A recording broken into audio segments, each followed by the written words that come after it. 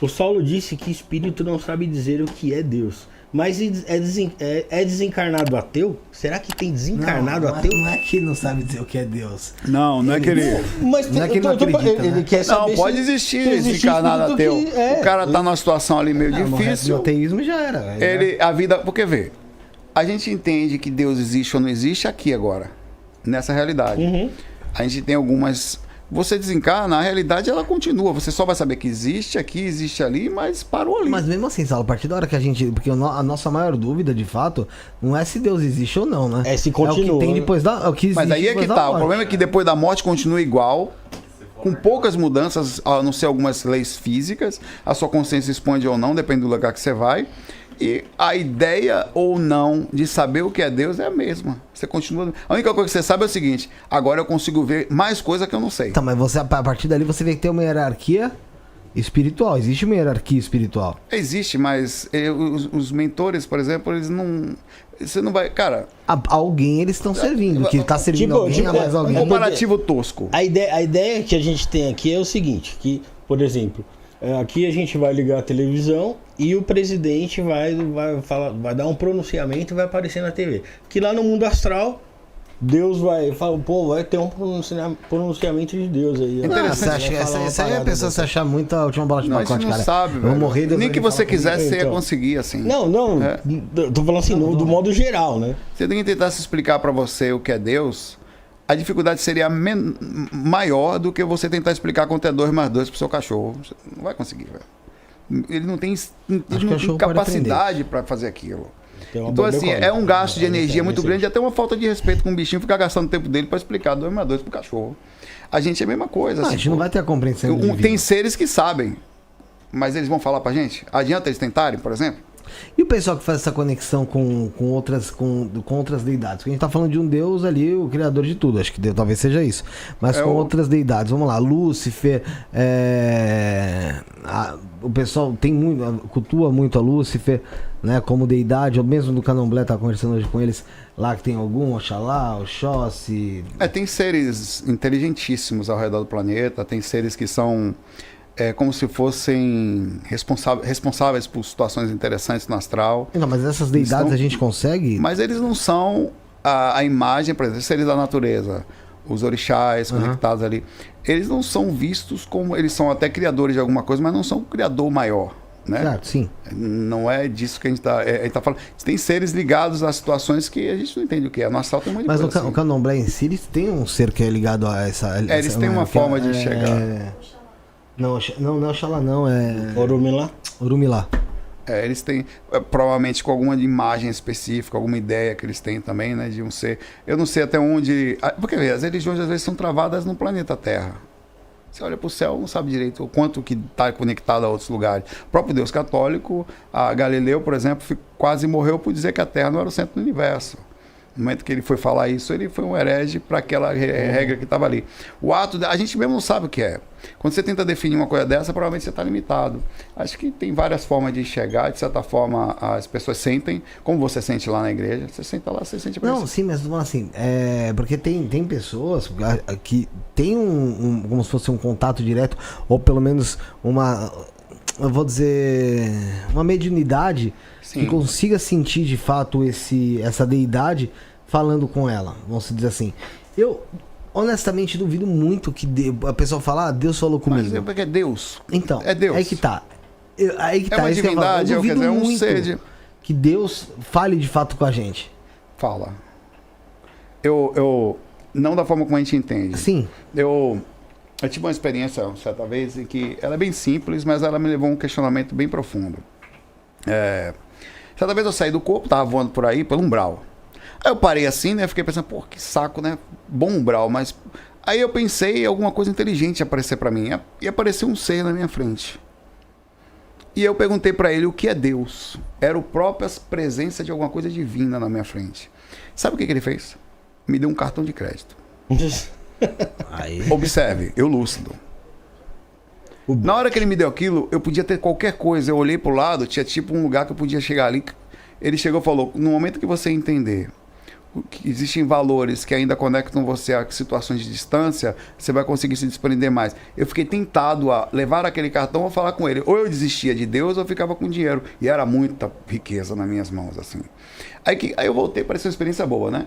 Eu voltei e fiquei pensando, depois desse dia, como apareceu um ser, eu comecei a perceber que Deus estava igual a mim, na minha frente, o tempo inteiro dentro de mim. E eu podia fazer aquilo aparecer mais como que eu fazia.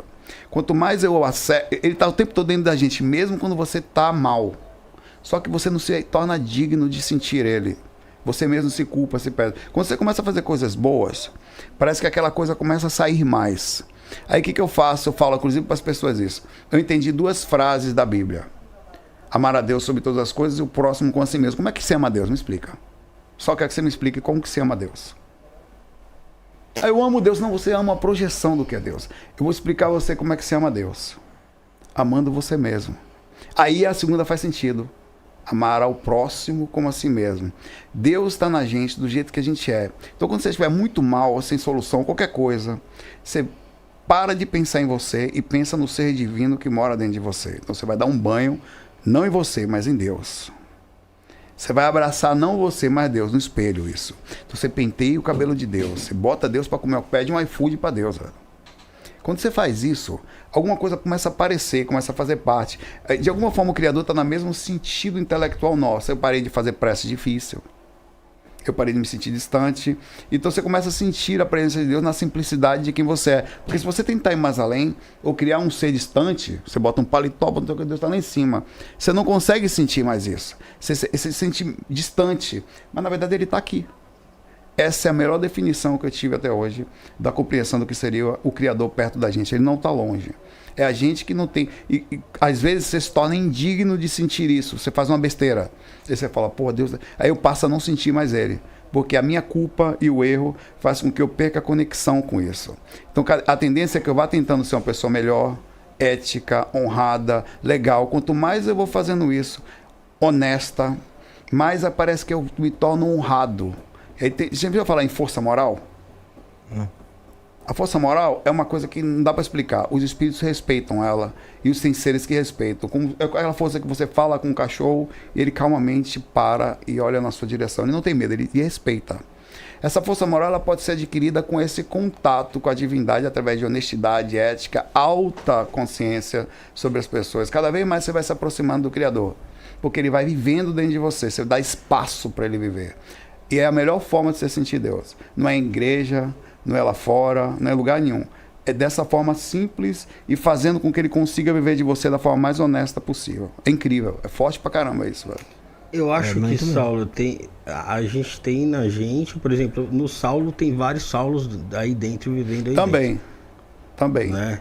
Mas nesse momento eu conecto aqui, não faz muita diferença onde é que se tem vários. E aí os Saulos dentro da sua cabeça discutem o que eles para fazer as decisões de certo ou errado. Mas acho que são coisas assim, psicológicas mesmo, né? De inseguranças, de medo. Mesmo que exista vida paralela, mesmo que exista conexões comigo mesmo em outros lugares, as mônadas, as teorias das mônadas, que é um polvo, que é uma consciência expandida e você podendo estar encarnado em vários lugares, o fato que nesse momento, por exemplo, focal, eu tenho minha consciência comigo. E eu desconecto disso tudo, não quero saber quem eu fui, onde eu fui, se sou, se estarei, não quero saber.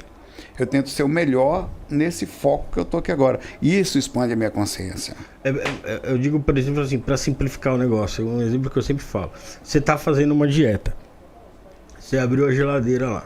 Tem a comida da sua dieta e tem um pedaço de bolo de chocolate da sua esposa que não tem nada a ver com a sua dieta lá.